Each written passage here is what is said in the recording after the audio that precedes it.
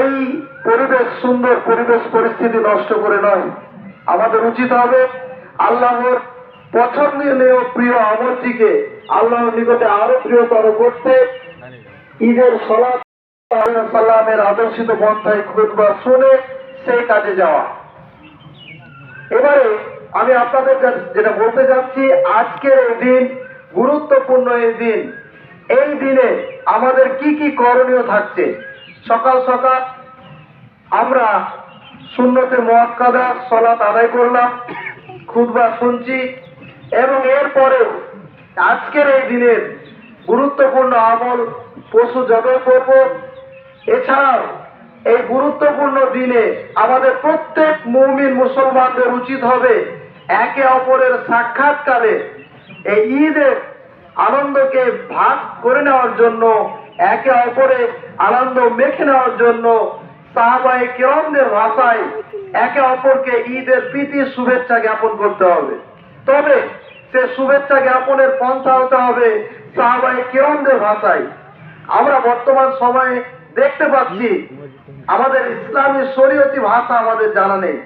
আমরা প্রত্যেকেই ঈদের প্রীতি শুভেচ্ছা জানাতে সোশ্যাল মিডিয়ায় ভরে আমরা দেখতে পাচ্ছি যে সকলকে ঈদের শুভেচ্ছা জানালাম, প্রীতি শুভেচ্ছা, ঈদ ভালো কাটুক বলতে দ্বিধার আগে গতকালকে একটি শুভেচ্ছা জ্ঞাপন দেখছিলাম যেখানে একজন মুসলমান বড় নেতা বলছে ঈদুল জাহার শুভেচ্ছা জানাচ্ছি।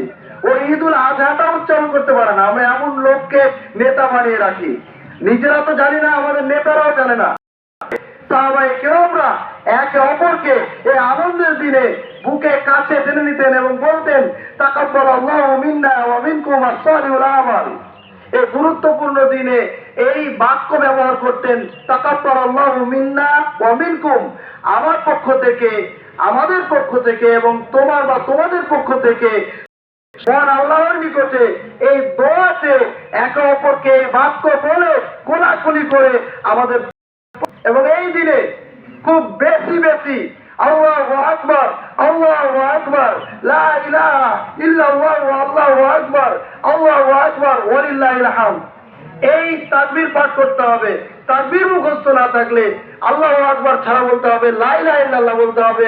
উপস্থিত মুসল্লিবৃন্দ, বলতে খুবই খারাপ লাগে, এমনও ঈদগাহে মানুষ উপস্থিত আছে আজকে 10 দিন হয়ে গেল জিনহাজের প্রথম দশকের এত গুরুত্ব থাকার পরেও ঈদের দিনও হয়তো আমরা যারা বসে আছি আমাদের মধ্যে অনেকে তাকবীর পাঠ করিনি।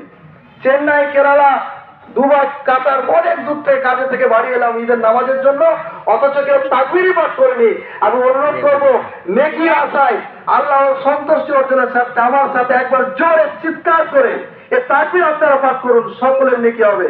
সকলে বলুন জোরে, আল্লাহু আকবার, আল্লাহু আকবার, লা ইলাহা ইল্লাল্লাহু, আল্লাহু আকবার, আল্লাহু আকবার, ওয়ালিল্লাহিল হামদ। এই তাকবীর আপনারা আগামী 2 দিন পর্যন্ত পাঠ করতে থাকবেন, অনেক নেকি হবে। এরপরেও গুরুত্বপূর্ণ যে আমল, সে আমল সম্বন্ধে আমি আপনাদের জানাই। কুরবানি সম্বন্ধে বিভিন্ন কাহিনী কথা আমরা জানি। এই কুরবানি আমরা যে পশু ক্রয় করেছি, জবে করব, এই পশু জবে করার নাম কুরবানি নয়, বরং মহান আল্লাহ পাকের রাসূল হযরত মুহাম্মদ সাল্লাল্লাহু আলাইহি ওয়াসাল্লাম এর জীবদ্দশায় মুসলমানরা ছাড়া যারা মুশরিক ছিল তারাও কুরবানি করত। তাদের কুরবানি করার পরে তারা কুরবানির রক্ত মাংসগুলো নিয়ে তাদের মূর্তির গায়ে রেখে দিত। মহান আল্লাহ পাক রব্বুল আলামিন সর্বোত্তম ধর্ম দ্বীন ইসলামের পবিত্র কোরআনে নাযিল করলেন, লা ইয়ানালুল্লাহু লুহুমুহা ওয়ালা দিমাউহা ওয়ালা। শেষ করব, মনোযোগ সহকারে শুনবেন। সম্মানিত উপস্থিতি, এই কোরবানির অনেক নেকি রয়েছে। যদি আপনার কোরবানি কবুল হয়, আপনার আবার হয়তো জীবনের সমস্ত পাপ ক্ষমা করে, যেটা অন্য যদি কোনো পাপ থাকে আল্লাহ জড়িত, আল্লাহ হয়তো ক্ষমা করে আমাদের জান্নাতে দিবেন। তবে আল্লাহ বলছেন যে কোরবানি আমি তোমাদের করতে বলেছি, সেই কোরবানির লা ইয়ানালুল্লাহু লুহুমুহা, আমি আল্লাহর কাছে সেই কোরবানির রক্ত আসবে না, ওয়ালা দিমাউহা, রক্ত আসবে না, মাংস আসবে না, ওয়ালাকিন ইয়ানালুহুত তাকওয়া, আমি আল্লাহর কাছে যেটা আমি চাই এই কোরবানির মধ্য দিয়ে, ওয়ালাকিন ইয়ানালুহুত তাকওয়া মিনকুম, তোমাদের অন্তরের তাকওয়া পরহেজগারিতা আমার কাছে পৌঁছবে। অর্থাৎ কোরবানি কবুলের জন্য আল্লাহর নিকটে রক্ত মাংস কিছু পৌঁছবে না, আল্লাহর নিকটে পৌঁছবে আমাদের খোদাভীরুতা।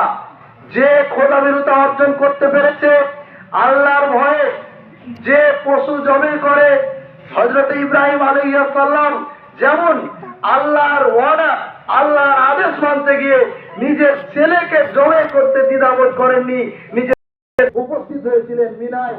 ঠিক আজকের দিনও আমাদের তাকওয়াটা, আমাদের পরহেজগারিতাটা ওই জায়গায় নিয়ে যেতে হবে যে যে জায়গায় ইব্রাহিম আলাইহিস সালাম নিয়ে গেছিলেন।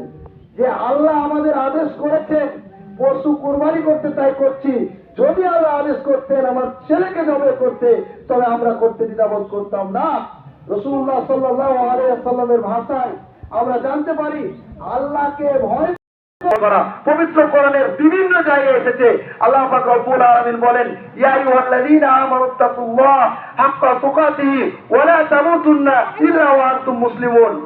হে বিশ্বাসী যারা আমাকে বিশ্বাস করো, তোমরা আমি আল্লাহকে ভয় করো যতটা ভয় করার প্রয়োজন, আর যতটা ভয় করার প্রয়োজন ততটা ভয় না করে মুসলমান না হয়ে তোমরা মরো না।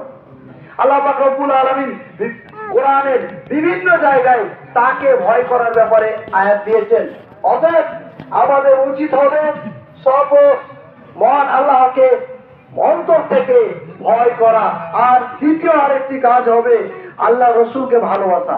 এক, আল্লাহকে ভয় করা, এবং দ্বিতীয় আল্লাহ রসুলকে ভালোবাসা। রাসূলুল্লাহ সাল্লাল্লাহু আলাইহি ওয়াসাল্লাম বলেন, লা ইয়াদাহি মিন ওয়ালিদিহি ওয়া ওয়ালাদিহি ওয়ান নাসি আজমাইন। পৃথিবীর মানুষ তোমরা শুনে রাখো, লা ইউমিনু আহাদুকুম, তোমাদের মধ্যে ততক্ষণ পর্যন্ত কেউ পূর্ণ ঈমানদার হতে পারে